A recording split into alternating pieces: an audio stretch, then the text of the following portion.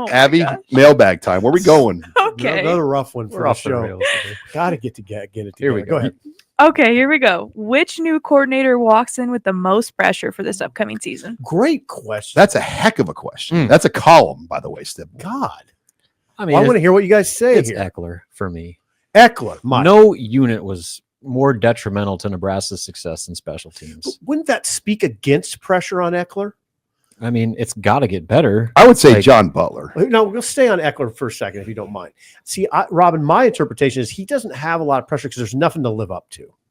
Just get it a little. Well, he's better. got to fix it. Yeah, got to fix it. I mean, they got to return balls and kicks, punts. Start with that, let alone snapping the ball. So, I mean, like, the laundry list of things that need to improve with his group is extensive to where, John Butler's inheriting. I mean, he's got a defensive line to replace, but he's got a lot of talent stocked in the cupboards. The one other thing I'd say, and I don't, you might be able to convince me. I'll make an argument for your Mike Eckler pick. Okay. A lot of focus is on it. A lot of people are going to be watching special teams, and they're going to expect it to be the better. first missed kick or block kick. Oh yeah, here we go again. Great. Sean, you said Butler. I just think as Tony White did do a really reputable job to get things going for the defense, but a lot of that was because of the play up front. And John Butler won't have Ty Robinson, Jamari Butler, Nash Hutmacher up front. And, you go back to the bowl game, how big were some of those guys? Like Bill O'Brien told Nebraska staff after the game, he's like, we couldn't move your guys. They completely changed the whole game on us and what we wanted to do. Yeah, Rule in his last press conference said, God, we might not even appreciate him, Robinson, as much as we should have. Mm-hmm. In retrospect, you look at what he did. Now, here's what I've never broached this with you guys before. It's getting a little bit away from the topic, but I'll just broach the question. Do they maybe make up for the lack of just sheer size up front with Nash and Ty and Butler with better play off the edge, with more athletic play like Deshaun McCullough, Williams Winery. Maybe the edge players and all that length and athleticism sort of makes up for the size differential. Now, I don't know how that looks because you still got to stop the run in the Big Ten. That's the thing. Look at the conference they're in. Yeah. Like interior line play is the separator. The teams with elite defensive lines and offensive lines win. I'll use an example. Corey McEwen, he was all Big 12 when he had Adam Carricker, Jay Moore, and Stuart Bradley in 06. All those guys left in 07. All of a sudden, he didn't have 100. I remember that distinctly. Remember what he said about the time that the lineman got to him? They're getting their 0.5 faster or something like that, 0.5 seconds faster. And think about it made all the difference. I remember that discussion. How good those guys were. I mean, that's kind of what Nebraska is trying to replace That's this a little year. scary, Sean. Caliber of players like that. Ooh, that's a column right there.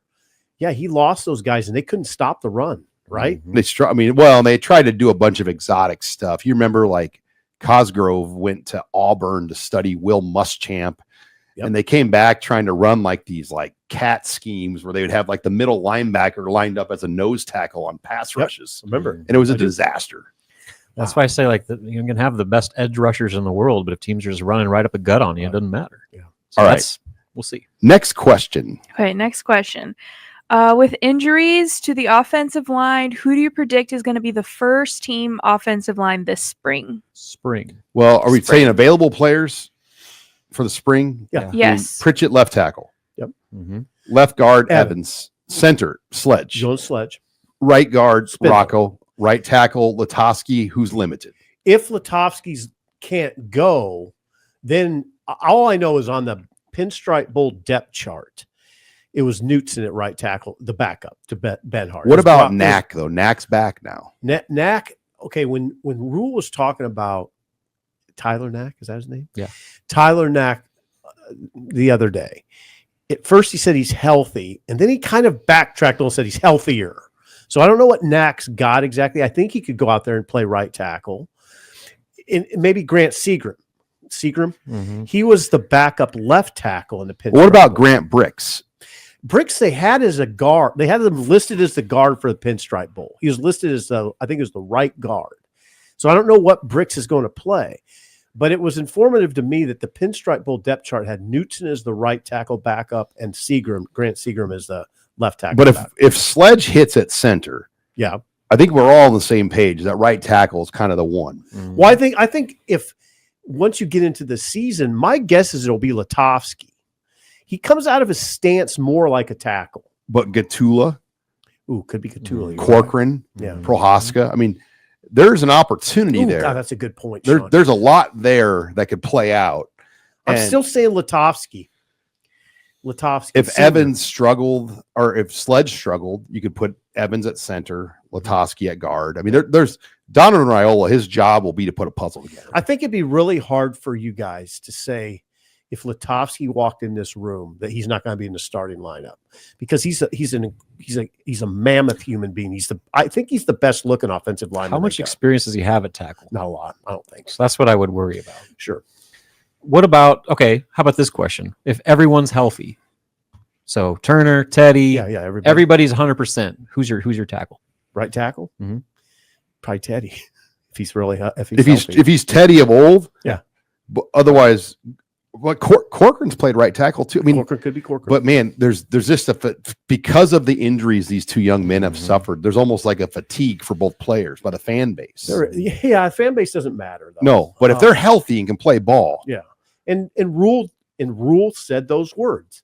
If Teddy and Turner are healthy, that'll help us. Well, and Gatula. But the key is he said if. That's a big if. It concerned me a little bit. Yeah. Gatula's right in the conversation. I would say right now the starting right tackle will be either Latovsky or Gatula. That's what I would think. I think Latovsky, I think it's hard to keep him out of the lineup. All right. I believe. Final question, Abby. Now that we're into March Madness, what has been your favorite March Madness Cinderella story? Oh, NC State when they had Wittenberg and Lowe and they won it all. And I'm going to say 83 or 84. And there's Jim Valvano running around the court like a wild man.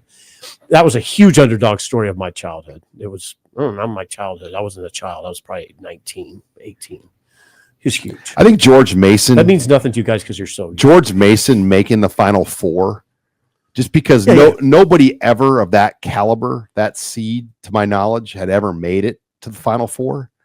That one, I mean, and they had to go through everybody to get there. FAU a couple years ago was a great Cinderella story. Oh yeah, St. Peter's was a lot of fun a couple years ago. They made the Final Four, right? No, they didn't make the Elite Eight. Yeah, Elite Eight. Now we're lost getting, North we're Carolina. getting ourselves in trouble. But then Loyola Chicago. How about that? They made it to the Final Four. They made it to the Final Four. Sister Jean. How about Florida Electric. Gulf Coast? Made it to the Sweet 16 with Dunk City. Yep. That was fun. Then came in and opened PBA. Yep, and Nebraska whooped them. Focus on the positives. This is where me and Sean should almost recuse ourselves from this conversation. What? You guys watch hoops? Eh. I'm going to go Dunk City just because of how fun they were to watch. That was a fun team to Can't watch. you say Florida Atlantic? They beat Georgetown, who was a 2 seed, San Diego State, who was a 7 seed, lost to 3 seed Florida in the Sweet 16. I mean, couldn't you say Florida Atlantic getting to the Final Four? Sure. I mean, how does that happen, by the way? That's Dusty May. But how does Florida Atlantic do it? I bet if you walked same way into their George gym, Mason you'd be like, and- what is Yeah, I was actually in Palm Beach, and that was their local sports coverage team, and they were doing like a story on Florida Atlantic, and their gym looks like Bellevue West High School. I mean, it's like it's small, and I'm thinking to myself, this team made the Final Four, right? And It's but remarkable. they had dudes, Oh, of course they did. Yeah, you can't get to the Final Four by shot accident. blockers, rim Yeah. protectors. You can. Here's the one of those the- dudes helped Michigan win a Big Ten championship. Yeah, the secret of the bracket picking is this: you have to pick the winner. But a Florida Atlantic you don't typically pick a Florida Atlantic to go to the Final Four.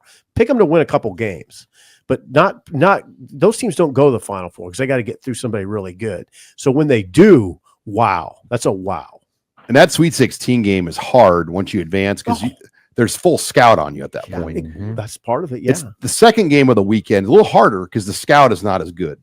But you get a full week almost to scout for the Sweet 16. Then all of a sudden, you're in pretty good shape. Coach Callahan.